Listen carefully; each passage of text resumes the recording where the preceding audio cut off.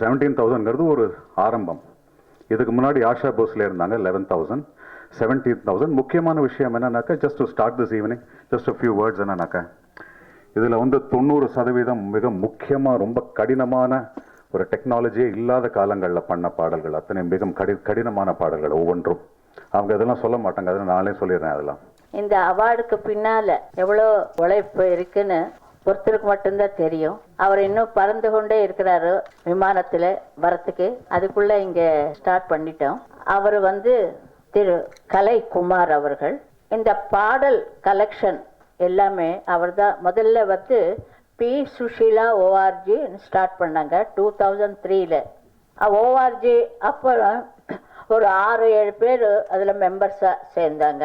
சுஷீலா சாங்ஸ்ன்னு பாட்டு செலெக்ஷன் பண்ணி எத்தனை லாங்குவேஜஸ் பாடியிருக்கேன், எத்தனை ஆயிரக்கணக்கான பாடல்கள் பாடியிருக்கேன்னு சொல்லி அவங்கள எடுத்து கடைசியில் முடித்தாங்க. ஆனால் இப்போது ஸ்ரீராம் லக்ஷ்மண் சொன்ன மாதிரி நிறைய இருக்கு இன்னும். ஆனால் இதுக்குள்ளே அவங்க எனக்கு இந்த கொடுத்தது ரொம்ப சந்தோஷமாக இருக்குது.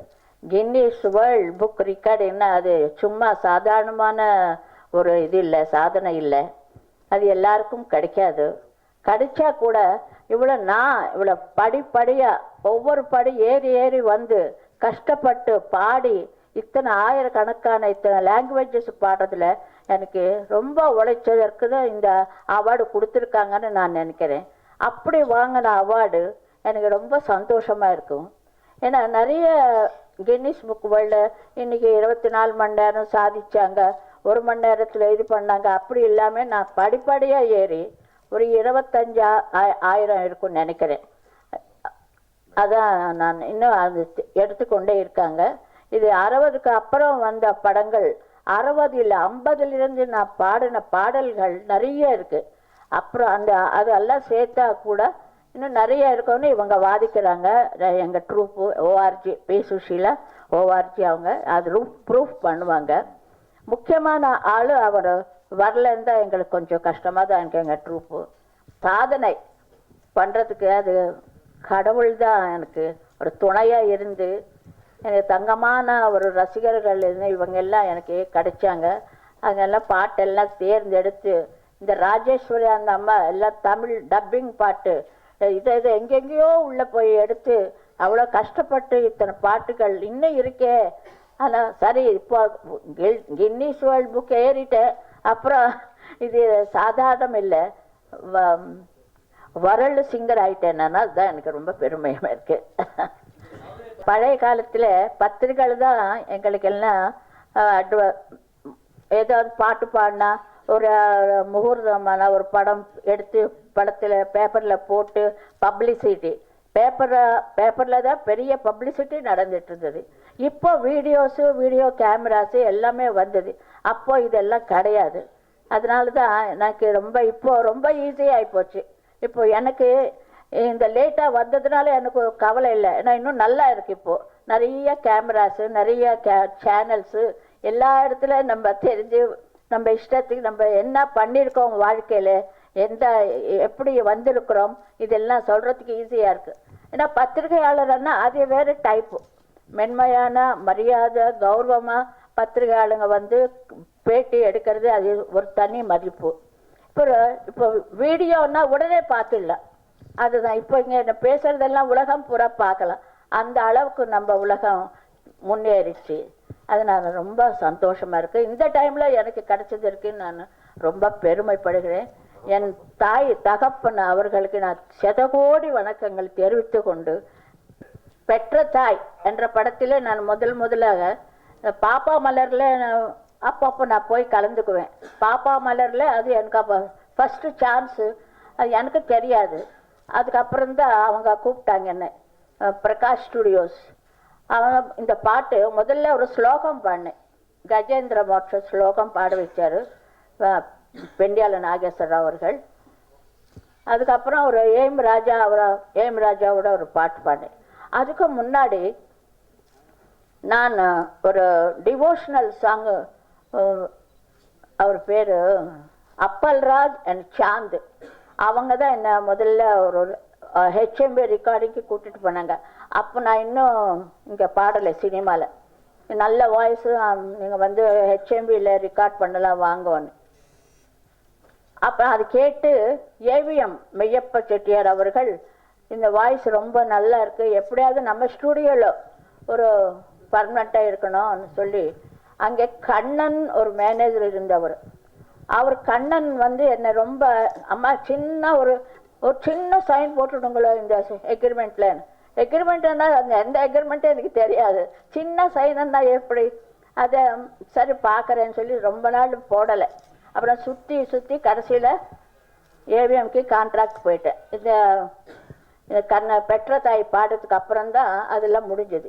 அதனால ஏவிஎம் செட்டியார் அவர்கள் எனக்கு அந்த ஸ்தாபனத்தில் நான் போகிறதுனால எனக்கு இன்னும் பேரும் புகழும் அதில் அந்த ஸ்டூடியோ மூலமாக எனக்கு கிடைச்சது. தமிழ் எனக்கு சொல்லி கொடுத்தது வெறும் திரு மெய்யப்ப செட்டியார் அவர்கள் தான். இந்த மாதிரி எத்தனையோ பேர் எனக்கு ஹெல்ப் பண்ணி அப்படியே இந்த படிப்படியாக ஏறுதுன்னா இதுதான் படிப்படியாக ஏறி முன்னுக்கு வந்தது. ரொம்ப சந்தோஷமாக இருக்குது. நாளை இந்த வேலை நம்ம சும்மா தான், எனக்கு தெரியாது அந்த அவார்ட் பற்றியே தெரியாது. ரெக்கார்டிங் ஆகிடுச்சு. அதுக்கப்புறம் விஸ்வநாதன் சார் சொன்னார், வா சுஷீலா இந்த படத்தோட பார்க்கலாம் இந்த பாட்டு, உனக்கு ஒருவேளை அவார்டு கிடைச்சாலும் கிடைக்கும்னு சொன்னார்.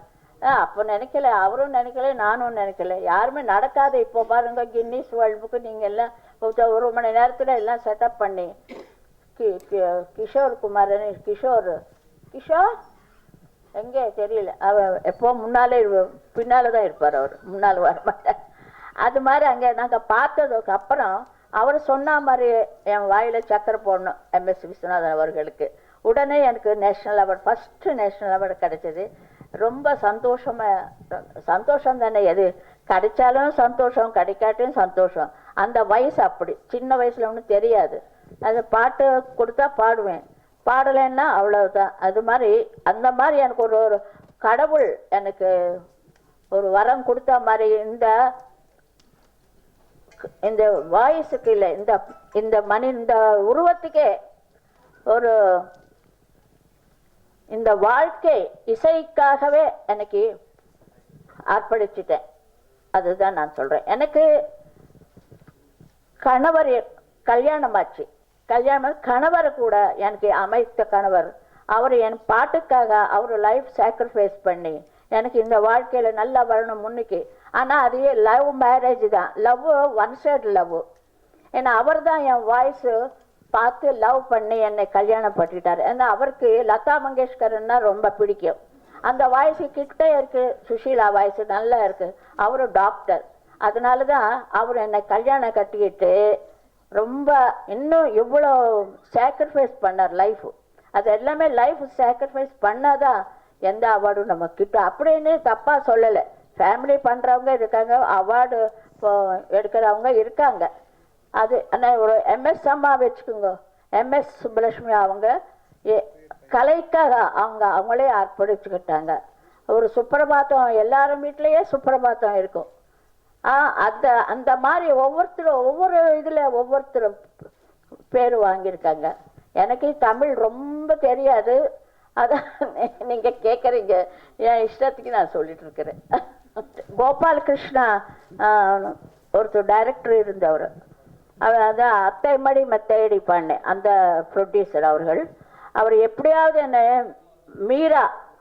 மீராவை ஏதோ ஒரு படம் ஆக்ட் பண்ணி ரொம்ப வற்புறுத்துனாங்க.